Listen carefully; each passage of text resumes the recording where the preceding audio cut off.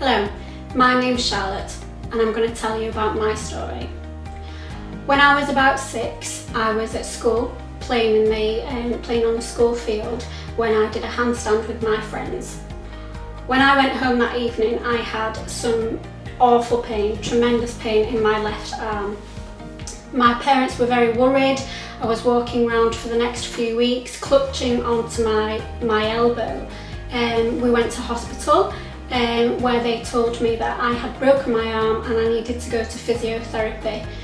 I remember going to physiotherapy. It was extremely painful. I cried every day. I hated it. Only then to be told that I hadn't broken my arm. Indeed, I had cancer. I had sarcoma in my left elbow. At that time, I didn't really know what was going on. All I knew was that I was going to be missing a lot of school and I'm going to have a lot of blood tests and possibly an operation. In fact, I've had quite a few operations since then. As time went on, I was going to school, everything was alright. I was just in an awful lot of pain.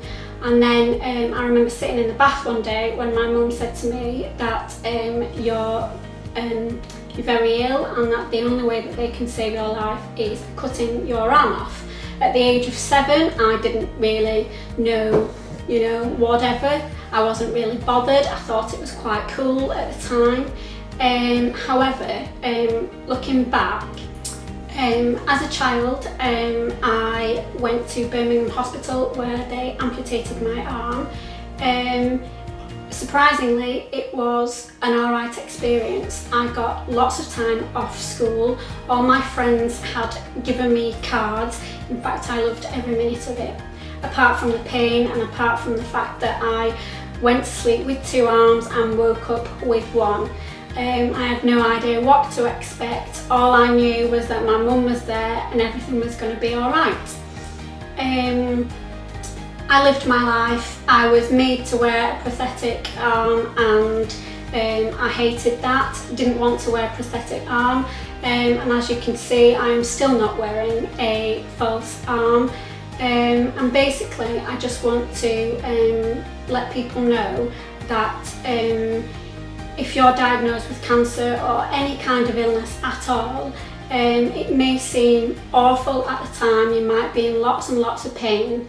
However, you can get through it. Hi, I'm Christine, Charlotte's mum, and I thought I'd like to just have a little chat here about what it was like as a parent to go through this experience that Charlotte had.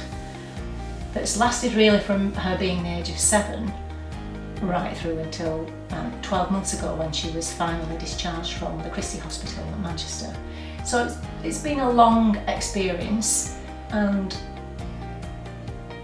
I would like to say that it was obviously horrific to begin with.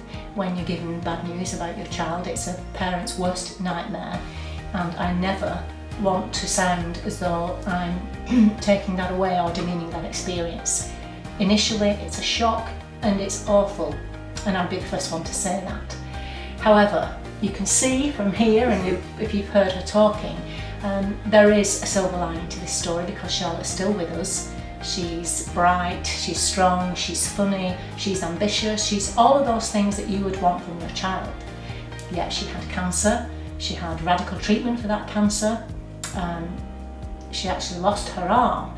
But losing her arm meant they saved her life. So in that respect, it was a positive thing.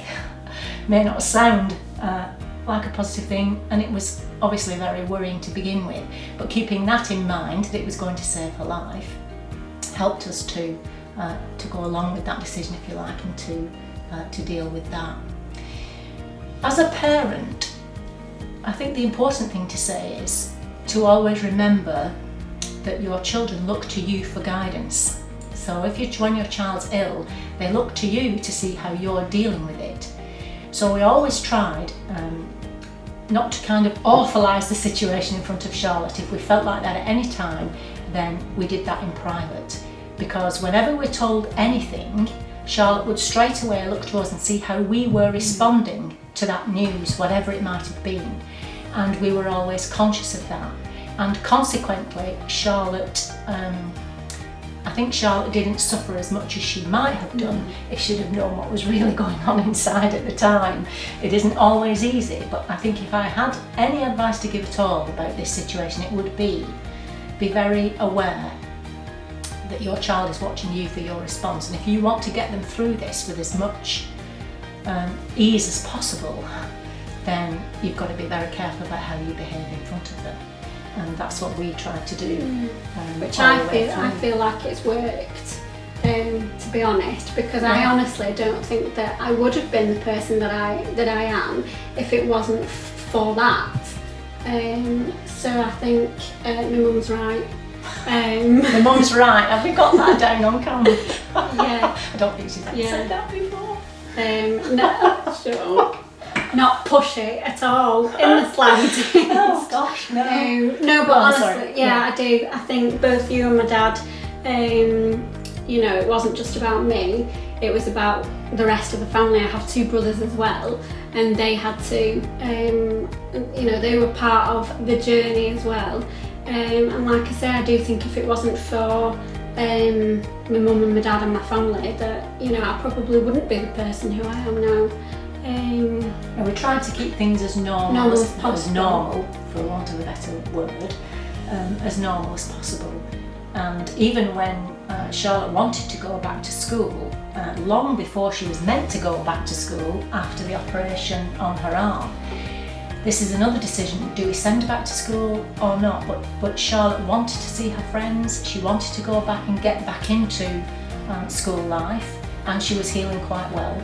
And so we took that decision. It was kind of counterintuitive because, of course, what do you want to do? You want to keep them home wrapped in cotton wool, which is, we wanted to do that. But we took Charlotte's lead, and she went back to school when she was ready. And I think that was a smart move, actually. I think it was good to get back to school. In cotton wool, it just wouldn't have worked. No. I don't think. And you did miss quite a bit of school, though, didn't you, really? You did miss quite a bit of school. Yeah, and I had to work an awful lot harder to catch up. There was that element to it as well. Yeah. And, you know, I'm rubbish at maths. I was always rubbish at maths. I'm still rubbish at maths. And I do blame it's because I wasn't at school during maths lessons. But yeah, I did miss quite a lot of school. Yeah. And that's another thing as well at the time. You know, missing school, it was fun. To be honest, it felt like a bit of an adventure. You know, my brothers had to go to school and I didn't. I suppose that was one. You know, I talk about putting a positive spin on things, but... Yeah. So the important thing for me as a parent is that, as I've said, being aware that your children are looking to you for guidance in terms of dealing with whatever you're being told. Charlotte mentioned that she had two brothers. That's the other key thing that we felt it necessary to do, is to keep them in the loop at all times. Obviously, you have this need to spoil the child who's ill. We're conscious of that too. Please don't do that, especially if you've got other children. Remember, they're part of this story too, and we involve them every step of the way. So I think that's how we as a family, with a daughter and two sons, to deal with this situation. Although losing my arm at the age of 7 was absolutely horrendous, and I've had to live with that for the last 20 years, I have to say that it hasn't been all that bad, and I just want to let you know that you make life how you want it to be. I have a degree, I have worked in a prison, I now work with young people in Harrogate and absolutely love it. Nothing's stopped me from doing what it is that I want to do. And I just want people to know that it really isn't the end of the world, and you can do whatever you want.